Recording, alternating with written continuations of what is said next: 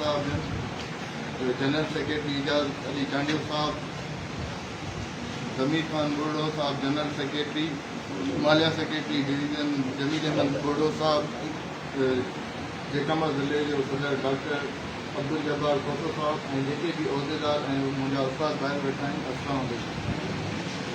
सभ खां पहिरियों तव्हां सभिनी जी महिरबानी, तव्हां असांखे पंहिंजो क़ीमती टाइम ॾिनो।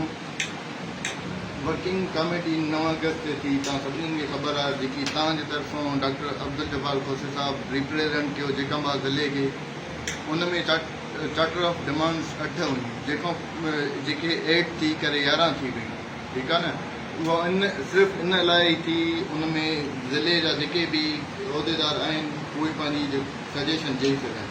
उन खां बाद उते इहा डिसीशन थी या त तहरीक हलाइजे या त टेबल टॉक जे ज़रिए मसइलो हल थिए। टेबल टॉक हीअं करे छॾी आहे, इंशाअल्लाह उन जे ज़रिए मसइलो हल थिए थो, न त ॿी सूरत में तहरीक आहे। उन तहरीक लाइ इहा जेकी वर्कर्स कन्वेंशन रखी वई आहे, उन लाइ तव्हां दोस्तनि जी सपोर्ट जी ज़रूरत आहे। तव्हांखे इंशाअल्लाह इन ई अंगनि में अचिणो आहे। उते जेके बि इशूज़ आहिनि उहे जेसिताईं न मन वेंदा तेसि ताईं उथंदा रहंदा। असांखे मक़सद ते पूरो यकीन आहे, इंशाअल्लाह जेके बि चार्टर ऑफ डिमांड्स आहिनि उहे थींदियूं त उतां उथंदा रहनि। न त इहा तहरीक कुछ कलाकनि लाइ न, ॾींहंनि लाइ न, पर महीननि लाइ वेहणी पई हलाईंदा। इंशाअल्लाह, थैंक यू सो मच। असांजे मक़सद ते